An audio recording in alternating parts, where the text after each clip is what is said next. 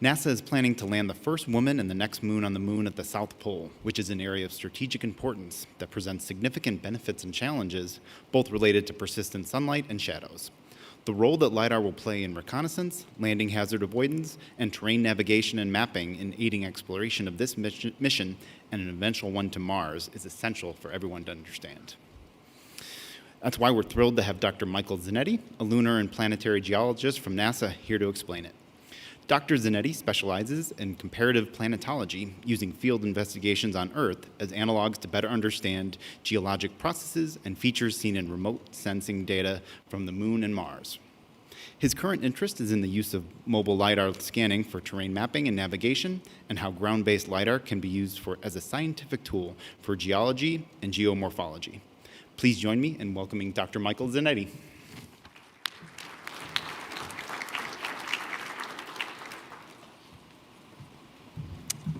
Thank you very much for the very nice introduction. My topic here today is on how we're going to be able to use LiDAR to better understand the lunar surface. And a lot of the talk here is going to be essentially a call to action to the LiDAR community.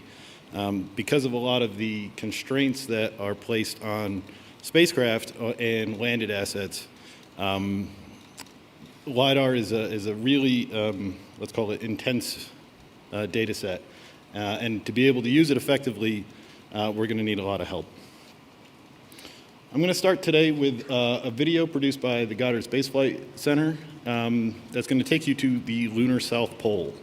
Lunar South Pole, like in the introduction, is an area of strategic importance for a couple of reasons. One, there are areas of permanent shadow, and these areas of permanent shadow hold ancient ice that's buried within these very dark regions. It's a stable region where ice can stay. And that is an asset and a resource that can be utilized for a lot of purposes, chiefly drinking water if you're trying to set up a habitat, or rocket fuel.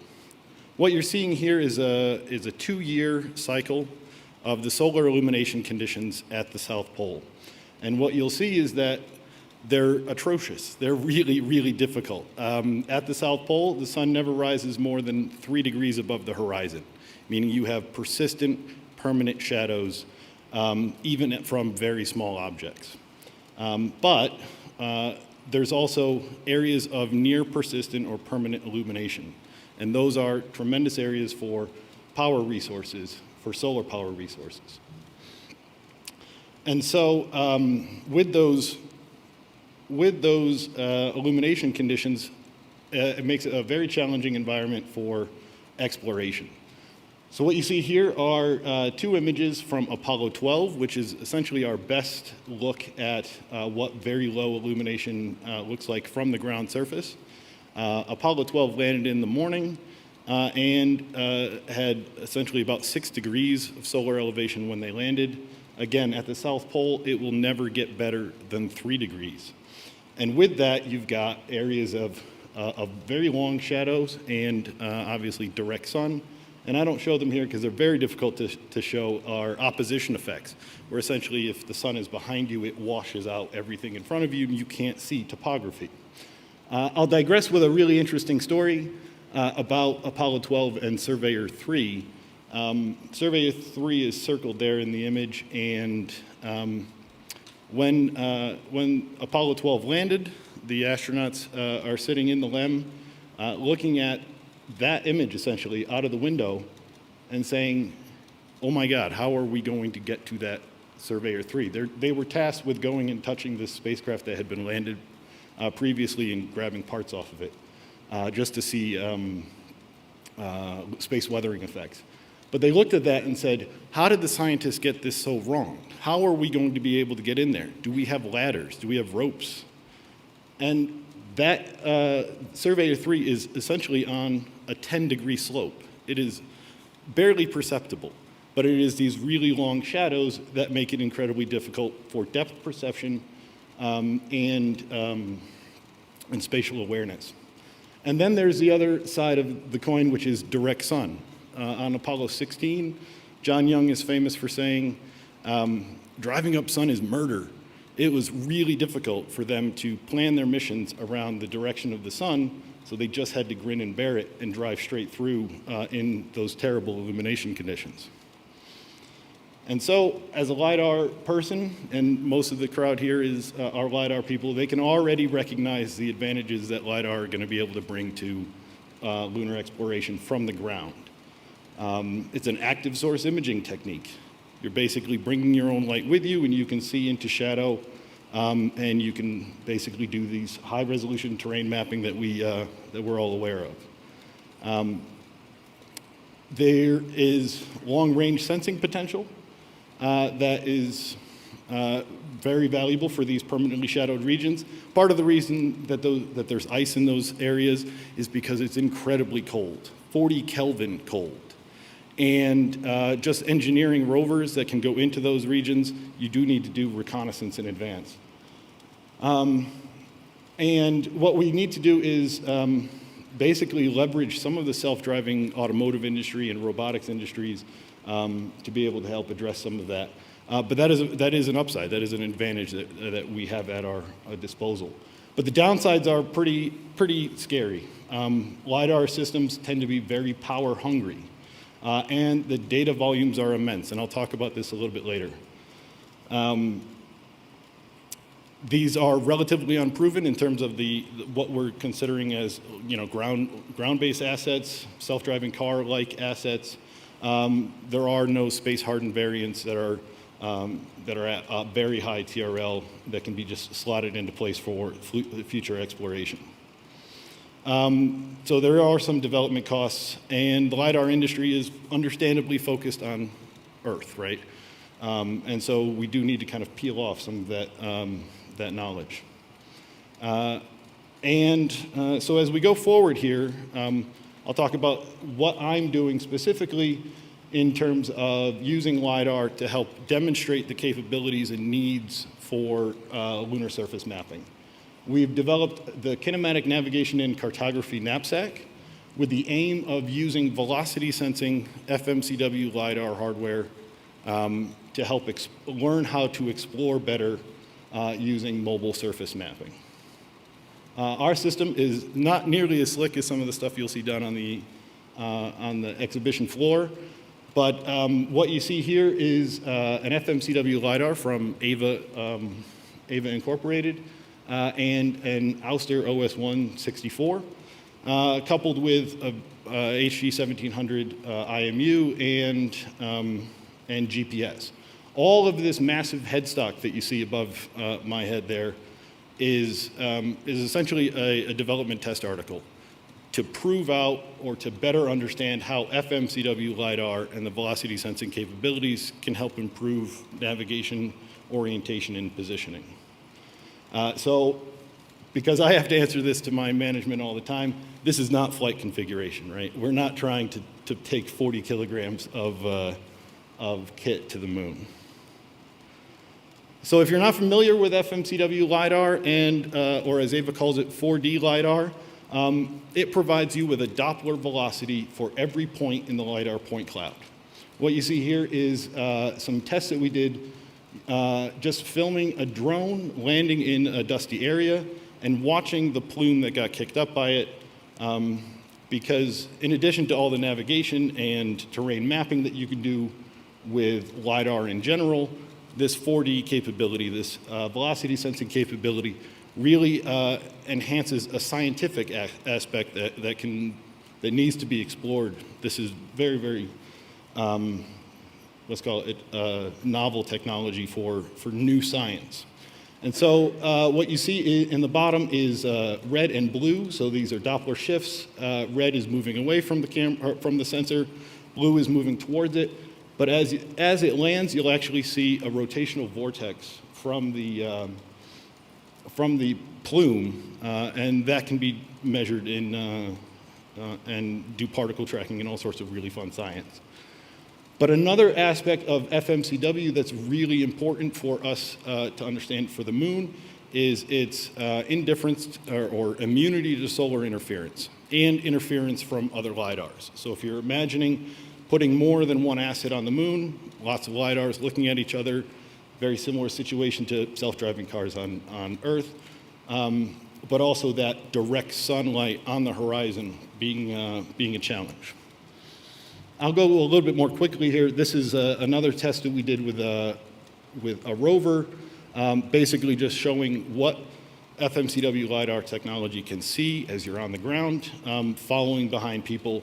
And it's this ultra-high resolution and high sensitivity to velocity that's really important, not only for being able to track objects, but also in a static scene, you're getting your own ego motion, right? You have very high sensitivity to your own motion without the need for extra sensors like IMUs and things like that.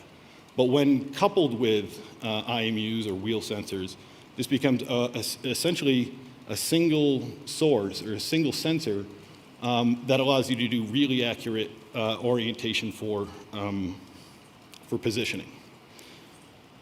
So you've seen the backpack. What we've done is essentially a bunch of small-scale test areas, again, using areas on Earth to help demonstrate the capabilities of this instrument or these types of sensors, these FMCW LiDAR sensors. This is the U.S. Space and Rocket Center in Huntsville. We're lucky enough to have a rocket park right there near us. And we went and mapped it with our backpack. What you see here in the corner is 3/4 of a Saturn V rocket because, well, that rocket is gigantic. It's 100 meters tall by itself. And we couldn't actually image it with our sensors, or fully image it with our sensors. But we got the Saturn 1B done. One of the really great things that we get to do with these types of data is also public engagement. So this map is actually being used by students for the Human Exploration Rover Challenge. This is a big group of international group where university students build a pedal-powered rover and bring them to this facility. And we can now give them a 3D map for them to work into their simulations.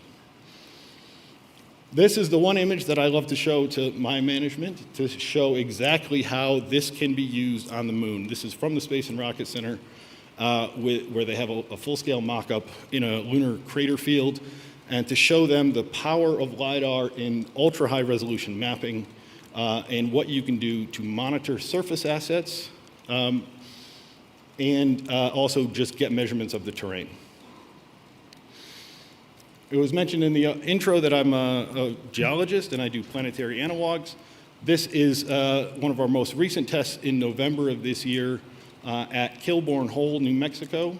This is a volcanic maar, but it essentially looks very similar to an impact crater.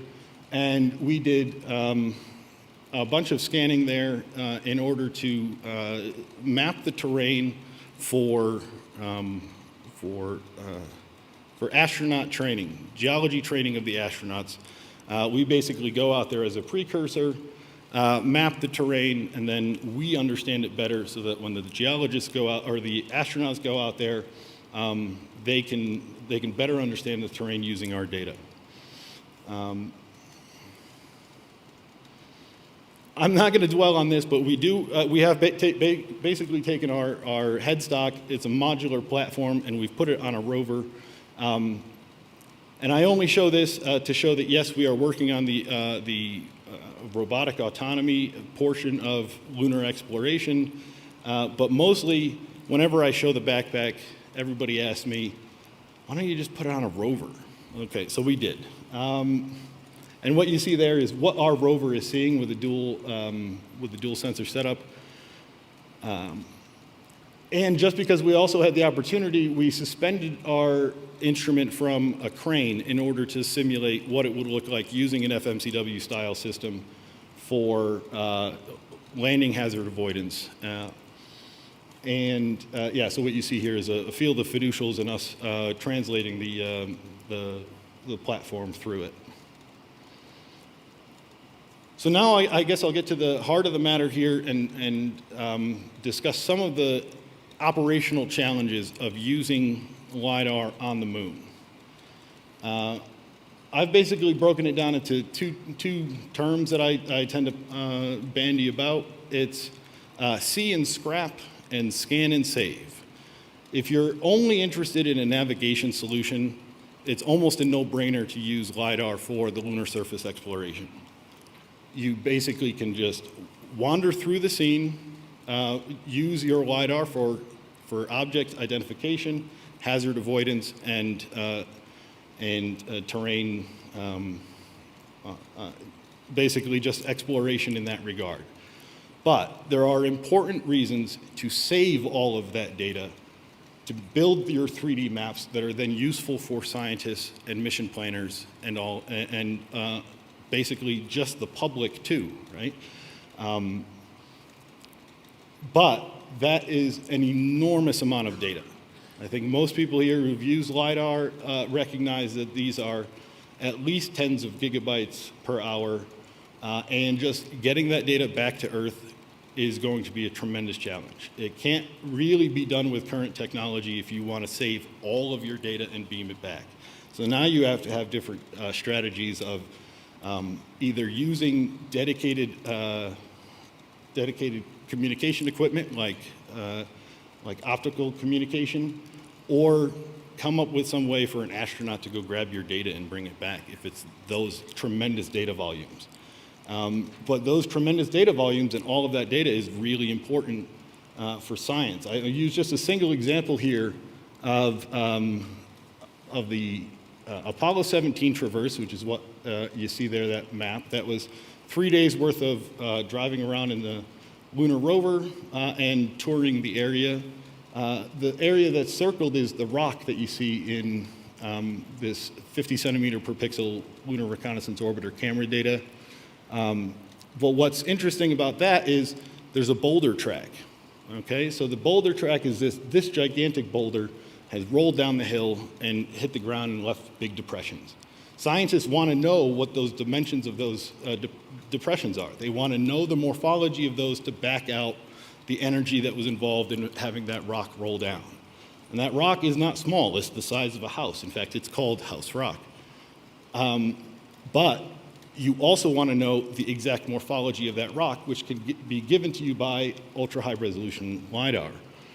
And so there is a good reason, for a scientific reason, to get all of that ultra-high resolution LiDAR data, but then also just for public engagement and curation. LiDAR already gives you that virtual reality environment that you can overlay all of your subsequent data on. And from the curation aspect, this is where would we have been if we had LiDAR on Apollo? You know, we're 50 years past Apollo, we still mine that data. And moving forward, having centimeter scale maps is essentially a resource that can be used in perpetuity.